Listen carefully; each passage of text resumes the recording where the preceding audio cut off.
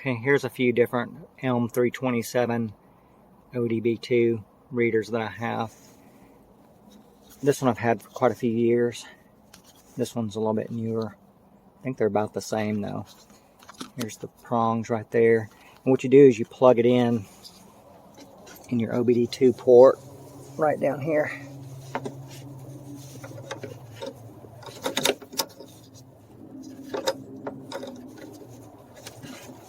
Like that. See there? You power it on and then you Bluetooth it to your phone or tablet. Let's get that done and I'll show you how it works. What I'm going to do is I'm going to turn on Bluetooth.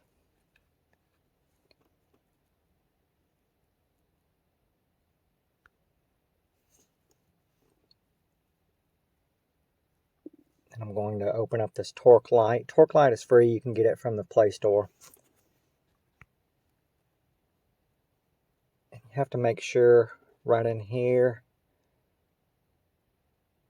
somewhere in these settings, there's a setting for the proper OBD2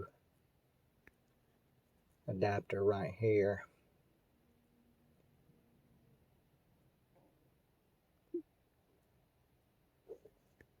Yeah, let me see. I think I've got it.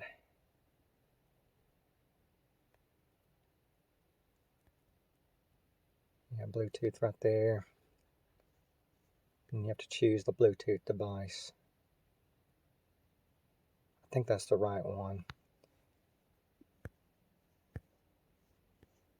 Okay, let's start the vehicle.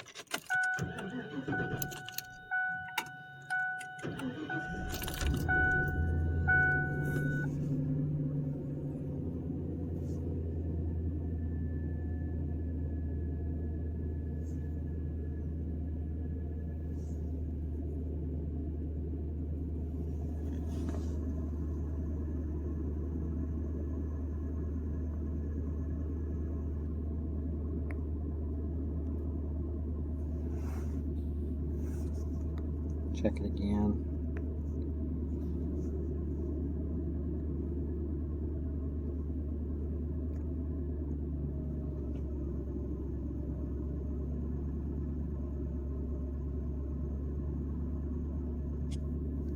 I thought it was that one.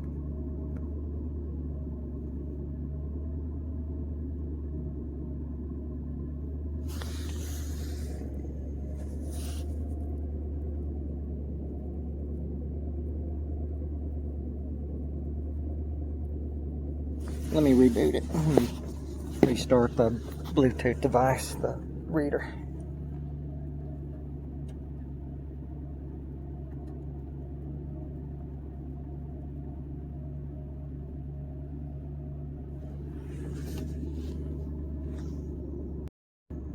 Okay, right now it just started reading. So let's see, it's saying connected to ECU, okay. Now you can take these little gauges right here. You can add gauges somewhere in here. Add display. So you can choose all these different ones. For an example, if you wanted to show any of these pieces of information, they don't always work depending on your vehicle, but most of them do. Like if I wanted to show engine coolant temperature, I could do that. Add a small one here, and then you can hold down on it and move it. Let's say right down here, right there. So you got all these different things, and watch the revs, which is the RPM in the upper left. So I'm gonna rev the vehicle. You can see it's actually live. It shows your timing advance up there on the right. But you can add all these things, including there's mile per hour, and you can drive around and watch this. As a matter of fact, if you wanted to, if you had an old phone or a tablet, you could lay this thing up on your dash, turn it sideways like that, and have a digital display. Or you can buy these Android radios, and you can put an Android radio in your vehicle and set you up a torque light in the Android radio, and you could run that as your head, you know, like a little display as you drive. Now here's what the main usage that I use this thing for, which is what this video is about: fault codes. So if I had any stored fault codes, I could go right in here. Give it just a minute, it's reading it from the computer. So it says no fault code stored in ECU. If it had any, it would show them there. See if there's any history. Yeah, right there. I know I've had a few on this vehicle in the past, but it's been a little while ago. But if you need to reset your fault codes or read them, this is where you go into fault codes right here. You can look at them, and then if you had any that you fixed, you can go to clear logged faults, hit OK, and it'll purge them from your computer. It's pretty neat.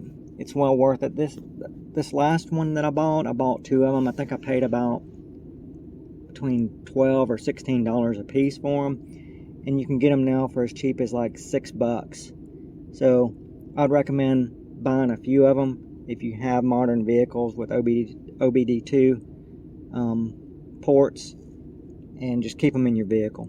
I don't really recommend driving all the time with it on your port. I've had 1 or 2 of them in the past die, maybe from the heat of the summer, but well worth the price. Even at $16 or $20 a piece, you need to have these things where you can look at your fault codes when you get them in your vehicle.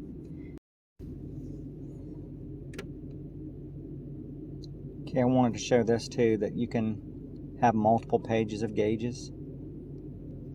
So you can have all these different pages.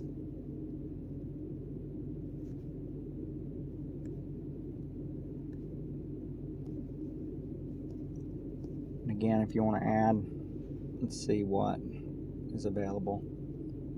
So you have dials, graphs, displays, all kinds of things. When you look at the dials, here's some that are available.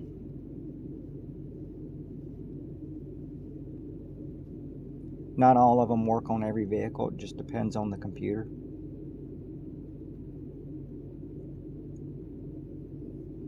Like if you have a turbo vehicle, you can add a boost gauge. Fuel pressure, let's check it. Maybe it doesn't work. Yeah, it doesn't work on this vehicle. That would be good to watch in case your fuel pump may be going bad. Voltage, see if it changes as a rev. It's not changing. Yeah, it's changing a little bit.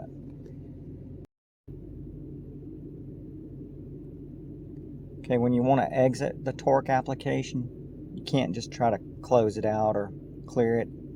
It'll run in the background. So what you do is you go down here to this little gear, and then you go to quit. So just, you know, quit the program right here, and that'll get it. And then of course, if you don't use your Bluetooth all the time, turn off your Bluetooth.